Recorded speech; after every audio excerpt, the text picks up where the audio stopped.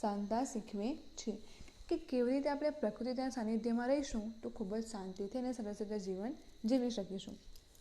It shows us how to live in a state of balance in which fulfillment is a matter of being, not of having. કે it shows એટલે દર્શાવવું, how to live in state of balance. State of balance મતલબ એક સંતુલિત સ્વરૂપ પર જીવન કેવી રીતે પસાર કરવું.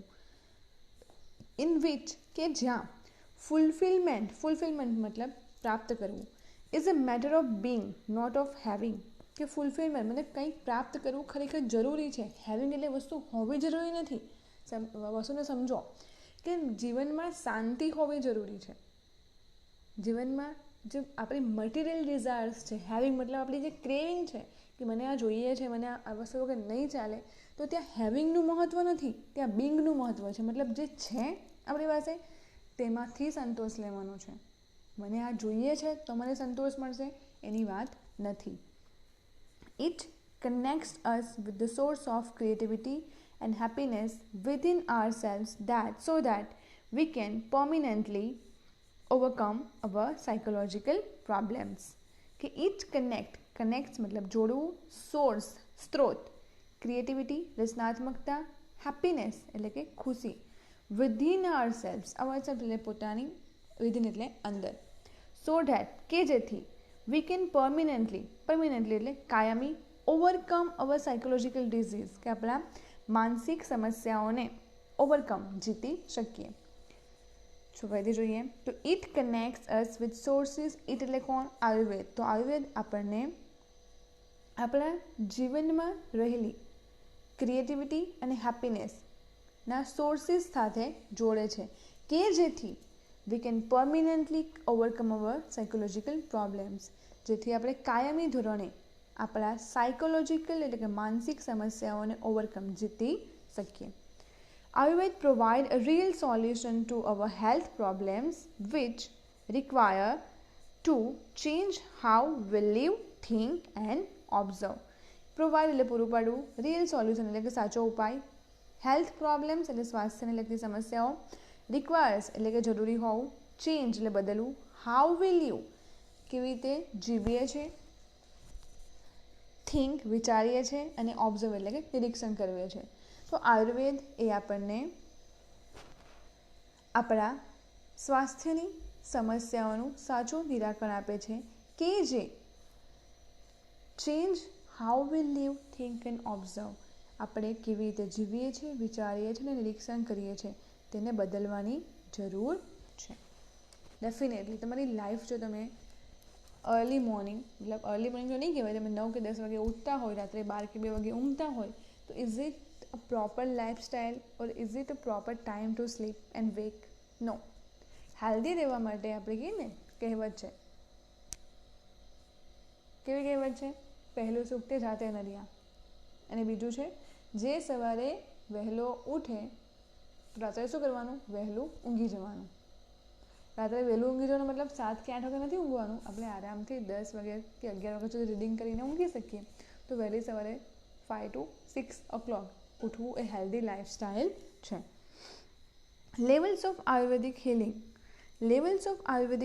લેવલ્સ એટલે સ્તર અને આયુર્વેદિક હિલિંગ. આયુર્વેદિક એટલે આપણને ખબર છે words Ayurveda, we are familiar with it. And healing મતલબ સાજું થવું. કોઈ ઘા થયો હોય, આપણને કંઈક વાગ્યું હોય અને પછી હિલિંગ મતલબ જે સાજા થવાની પ્રક્રિયા છે તે.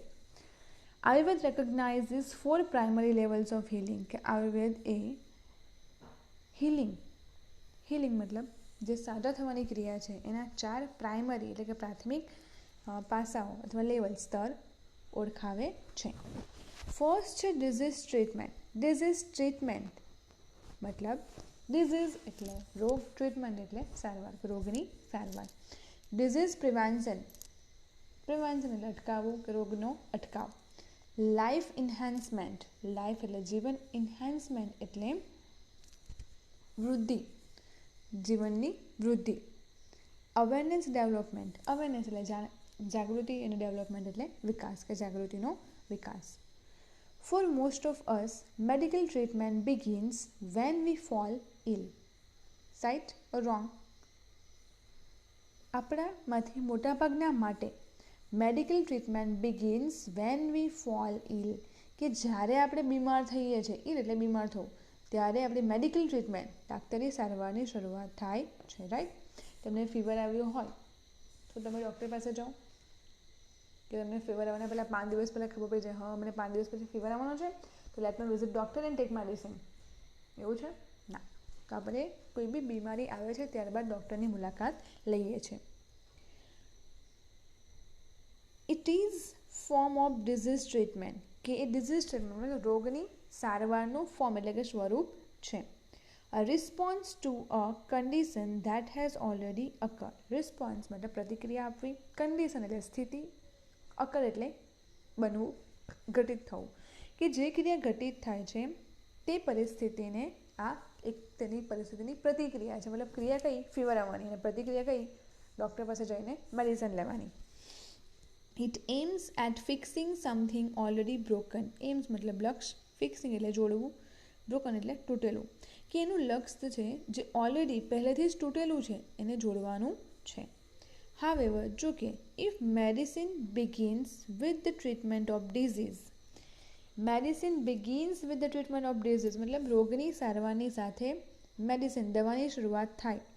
It is failure because the disease is already harming us. તો એ ફેલિયર એટલે કે નિષ્ફળતા છે, કારણ કે ડિઝીઝ એ રોગે ઓલરેડી આપણને હાર્મિંગ મતલબ નુકસાન કરવાનું શરૂ કરી દીધું છે. તમને ફીવર આવે ત્યારબાદ તમે મેડિસિન લો, ઇટ મીન્સ કે ફીવરે તમારા બોડીમાં જે વીકનેસ હાલ આવવાની હોય અથવા જે પણ એના સાઇડ ઇફેક્ટ્સ હોય એ ઓલરેડી લાવી દીધા હોય છે. એટ ધીસ સ્ટેજ કે આ એટ ધીસ લેટ સ્ટેજ કે આ છેવટના અથવા તો મોડા સ્ટેજ ઉપર we are left with no option but using drugs and surgery, કે આપણી પાસે ડ્રગ્સ એટલે દવાઓ અને સર્જરી એટલે કે શસ્ત્રક્રિયા કરવા સિવાય નો ઓપ્શન, કોઈ વિકલ્પ લેફ્ટ એટલે રહેતો નથી. કોઈકને કોઈક પ્રોબ્લેમ હોય, હાર્ટ ડિઝીઝ હોય, કોઈ કિડનીનો પ્રોબ્લેમ હોય, કિડની સ્ટોનનો પ્રોબ્લેમ હોય, તો આપણે પ્રિવેન્શન મતલબ એને અટકાવશું નહીં. તો જ્યારે આપણને પ્રોબ્લેમ થશે એટલે આપણે પ્રોબ્લેમને દૂર કરવા શું કરીશું? એનું સોલ્યુશન શોધીશું. Which may have many side effects in the long run, કે જે લાંબા સમયે આપણને ઘણી બધી સાઇડ ઇફેક્ટ્સ એટલે કે એની ખરાબ અસરો હોઈ શકે છે. કરંટ એટ અ ટાઈમ તો આપણને રિલીફ મળી જાય છે એમાંથી, પણ એ પ્રોબ્લેમ ક્યારે થશે? આજે નહીં, આવતીકાલે નહીં, પણ એ થોડા વર્ષો પછી આપણને ભવિષ્યમાં થવાના ચાન્સીસ રહેલા છે. High level of healing aims at preventing disease before they manifest. High level of healing મતલબ જે સારવારનું હાયર લેવલ, જે ઉચ્ચતમ સ્તર છે, એનું એમ્સ મતલબ એનું લક્ષ્ય શું છે? Preventing disease before they manifest. Manifest એટલે દેખાવવું, કે રોગ દેખાય તે પહેલાં જ એને અટકાવવો. મતલબ તમે કોઈ ડિઝીઝ થવાનું છે તો એના પહેલાં જ એને અટકાવી લેવો. To reach this stage we ought to consider the fact of our lifestyle, environment, work and psychological condition. To reach મતલબ પહોંચવું, સ્ટેજ એટલે કે સ્તર, વી ઓટ ટુ કે આપણે કરવું જ પડશે. શું કરવું પડશે? Consider the fact of our lifestyle, કે આપણા લાઇફસ્ટાઇલ એટલે કે જીવનશૈલી, એન્વાયરમેન્ટ એટલે પર્યાવરણ, વર્ક એટલે કાર્ય, અને સાયકોલોજીકલ કન્ડિશન માનસિક સ્થિતિને, ફેક્ટ એટલે હકીકતને કન્સિડર ધ્યાનમાં રાખવું પડશે અથવા માન્ય રાખવું પડશે. કે આ સ્તર પર પહોંચવા માટે આપણે આપણા જીવનશૈલી, પર્યાવરણ, કામ અને માનસિક સ્થિતિને, હકીકતને ધ્યાનમાં રાખવી જ પડશે.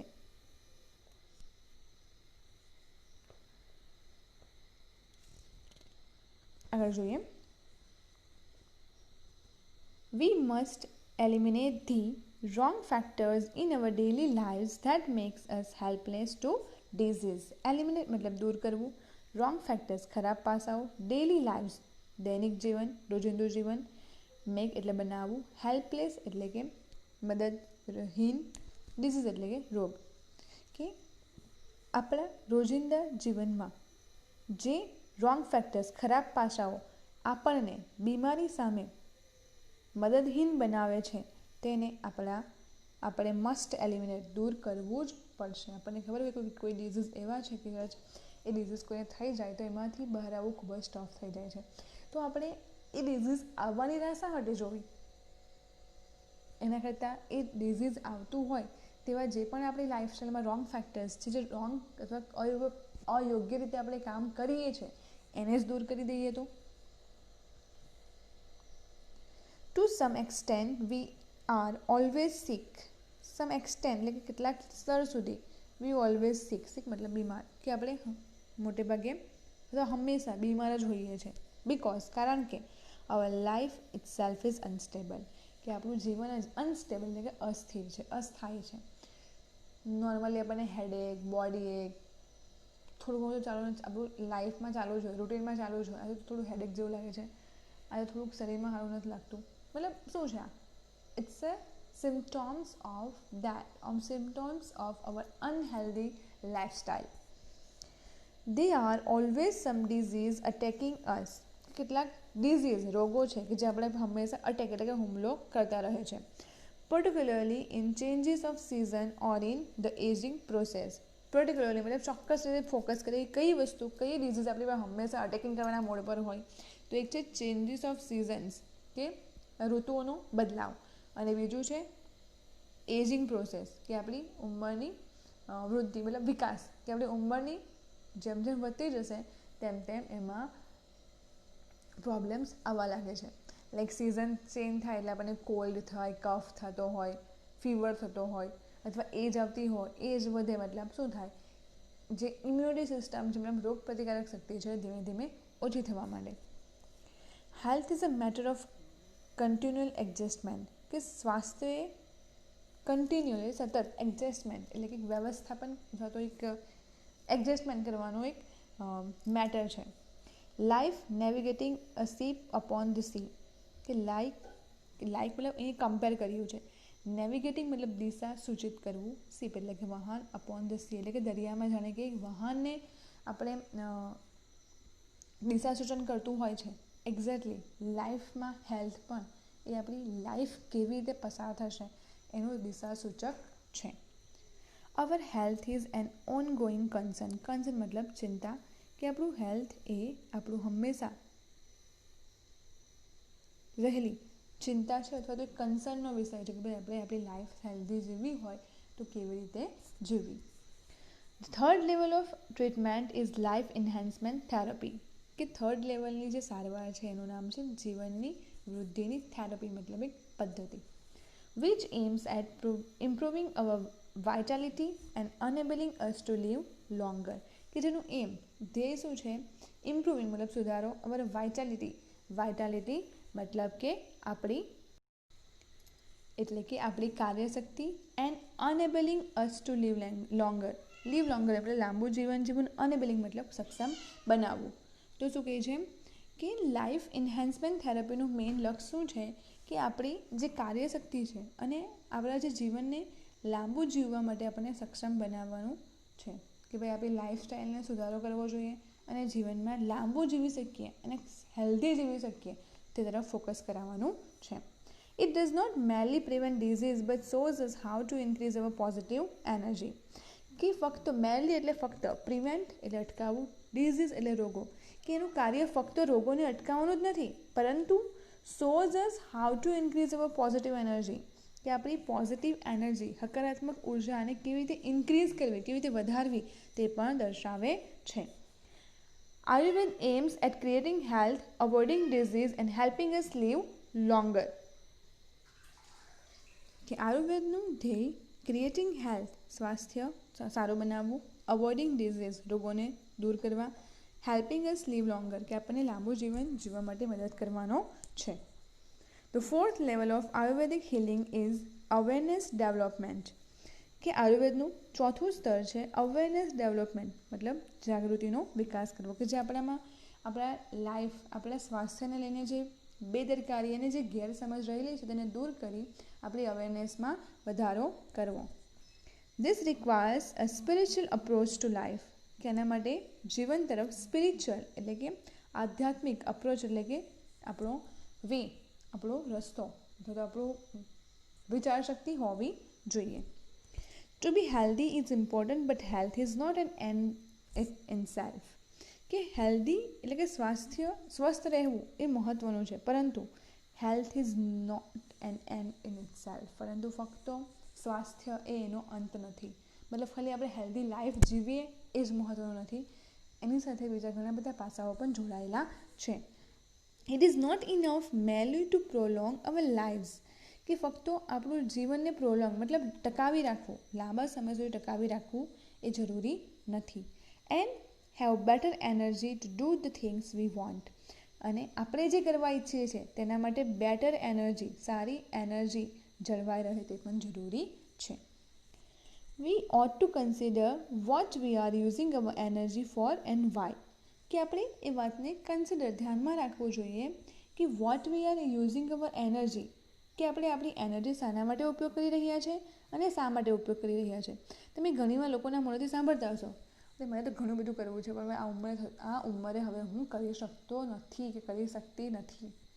દેર ઇઝ નો એજ જેવું કંઈ છે જ નહીં. આપણે આપણા મગજથી આપણે બીમાર થઈએ છીએ, આપણા મનથી આપણે બીમાર થઈએ છીએ. મનથી આપણે માની લઈએ છીએ કે ભાઈ હું થાકી ગયો છું કે થાકી ગઈ છું. અદરવાઇઝ આપણે જો મેન્ટલી પોઝિટિવ થિંકિંગ રાખીશું તો આપણે કોઈ પણ ડિઝીઝમાં અને કોઈ પણ એજમાં એટલી જ ઇફેક્ટિવલી અને એટલી જ એનર્જેટિકલી કામ કરી શકીએ. પણ આપણે તો 2 સ્ટેપ્સ ચડશું નહીં, રે ભગવાન ખૂબ જ થાકી ગયા. આપણે મગજને આપણે કહીએ છીએ ભાઈ તારે થાકવાનું છે બસ હવે, તો મગજ કહેશે ઓકે, તમે 2 સ્ટેપમાં થાકી ગયા છો તો હું પણ થાકી ગયો છું. એક કહેવાય છે કે mind is very good servant but mind is very bad master, કે મગજ એ ખૂબ જ સારો સેવક છે પરંતુ મગજ એ ખૂબ જ ખરાબ માલિક છે. જો તમે મગજને તમારો માલિક બનવા દેશો તો it will be a worse condition for you. પણ જો તમે તમારા મગજને તમારા ગુલામ બનાવીને રાખશો, તમારો સેવક બનાવીને રાખશો, તમે જેમ કહેશે તેમ તમારું મગજ કરશે. તમે કહેશો કે ભાઈ મારે અર્લી મોર્નિંગ 5 o'clock ઉઠીને મારે રીડિંગ કરવું છે, તો તમારું મગજ કહેશે okay I am ready boss. તો તમારે ડિસાઇડ કરવાનું છે કે તમે તમારા મગજનો ઉપયોગ કેવી રીતે કરી શકો છો, as a servant or as a માલિક. ચલો will continue. We enough ought to consider what we are using our energy for and why. The quality of our awareness is the real fruit of what all that we do. કે quality of our awareness એટલે આપણી awareness એટલે કે જાગૃતતાની ગુણવત્તા is a real fruit of all that we do, કે આપણે જે કંઈ પણ કરીએ છીએ તેના રિયલ ફ્રૂટ એટલે કે સાચું ફળ છે. એટલે એમ કહે ને કે જે આપણે કાર્ય યોગ્ય રીતે કરીએ તો આપણને એનો યોગ્ય રિસ્પોન્સ મળે. તો એક્ઝેક્ટલી જે આપણને આપણી અવેરનેસ એટલે શું, જે આપણે કંઈક સારું કામ કરીએ અને એના બદલામાં જે આપણને કંઈક મળે છે એ આપણી અવેરનેસનો રિવોર્ડ છે. It is our ultimate expression, ultimate મતલબ અંતિમ, એક્સપ્રેશન એટલે કે પ્રતિક્રિયા, the essence of who we really are, essence મતલબ મહત્વ ને હુ વી રિયલી આર, કે આપણે કોણ છીએ એ મહત્વનું છે. તમે કોણ છો મતલબ my name is Falguni, your name is may be Divya, Gemini, Jemil, Aryan, Ayan, anything. પણ તમે કોણ છો મતલબ કે તમે તમારું જીવન કેવી રીતે જીવો છો એ મહત્વનું છે. Our awareness is the only thing we can take with us until we die, કે આપણી અવેરનેસ ફક્ત એક એવી વસ્તુ છે તેને આપણે અનટિલ એટલે કે જ્યાં સુધી વી ડાય મૃત્યુ પામીએ ત્યાં સુધી આપણી સાથે રહે છે. પૈસા, ફેમિલી, ઓલ બધી આ વસ્તુ આપણી આજુબાજુ છે, બધી વસ્તુ આપણી સાથે છે. પરંતુ શું જીવનના અંતિમ ક્ષણ સુધી બધી વસ્તુ આપણી સાથે રહેશે? કદાચ હા અને કદાચ ના. પણ એક વસ્તુ આપણી સાથે હંમેશા રહે છે, તે છે આપણું જ્ઞાન, આપણી અવેરનેસ. તેને કોઈ છીનવી શકશે? It continues two grow even when the body and mind decline, કે જ્યારે શરીર અને મન ડિક્લાઇન મતલબ કે એનો નાશ થવા માંડે છે ત્યારે પણ તેનું કન્ટિન્યુઅસ ગ્રો, એનું વધવાની ક્રિયા ચાલુ રહે છે. અવેરનેસ મેચ્યોરિટી એવી વસ્તુ છે કે તમે જેટલા વધારે એને સમજશો તમારામાં એ વધારે આવશે. એ ઉંમરની સાથે વધશે, ઘટશે નહીં, પણ એ તમારા હાથમાં છે, તમારે વધારવું છે કે એને ઘટાડવું છે. Thus it is our greatest aid in the aging process, કે આમ આપણી એજિંગ પ્રોસેસ કે ઉંમર વધવાની જે પ્રક્રિયા છે, ક્રિયા છે, એમાં આપણું શ્રેષ્ઠ એડ એટલે કે સાધન છે. This is the ultimate goal of Ayurveda કે આયુર્વેદનો અંતિમ ધ્યેય છે. Which aims at releasing us from all sorrow and suffering, કે જેનું એમ એટલે કે ધ્યેય છે કે આપણને બધા જ સોરો એટલે કે દુઃખ અને સફરિંગ એટલે પીડામાંથી રિલીઝિંગ મુક્ત કરાવવાનું. True awareness is the ultimate cure for all psychological disorders. કે સાચી અવેરનેસ જાગૃતતા એ બધા જ સાયકોલોજીકલ ડિસઓર્ડર્સ માનસિક બીમારીનું અલ્ટિમેટ ક્યોર અંતિમ ક્યોર એટલે કે એનો ઉપાય એનો સાજો થવાનો એક ઉપચાર છે. But to understand it we must first look into the mind and its function. પરંતુ એને સમજવા માટે આપણે સૌપ્રથમ આપણા મગજ અને તેના ફંક્શન્સ તેના કાર્યોને લુક ઇન ટુ જોવું જરૂરી છે અને કાળજી રાખવી જરૂરી છે કે હાઉ માય માઇન્ડ વર્ક્સ, કે મારું મગજ કેવી રીતે કામ કરે છે. મને ખબર હોવી જોઈએ કે મારું મગજ કેવી પરિસ્થિતિમાં કેવું રિએક્ટ કરે છે. મને ક્યારે ગુસ્સો આવે છે, ક્યારે હું નિરાશ થાઉં છું, ક્યારે હું નારાજ થાઉં છું, ક્યારે હું ખુશ થાઉં છું, એ આપણને એક્ઝેક્ટ ખબર હોવી જોઈએ. We had better start from where we are, કે આપણે જ્યાં છીએ ત્યાંથી જ શરૂ કરવું એ વધારે સારું છે. કે કાલે સવારે ઉઠીશ અને કાલે સવારથી ઉઠીને હું રીડિંગ કરવાની શરૂઆત કરી દઈશ. એનીથિંગ હેપન, કંઈ પણ થઈ જાય તો કાલે સવારે 6 વાગે તો હું ઉઠી જ જઈશ અને વાંચવાની શરૂઆત કરી દઈશ. Is it so? તમે કરી શકો છો આ વસ્તુ? તમે કેટલી બધી વાર આ વિચાર્યું હશે અને કેટલી બધી વાર ખબર નહીં નિષ્ફળ પણ ગયું હોય. શા માટે કાલે સવારનો વિચાર કરીએ છીએ આપણે?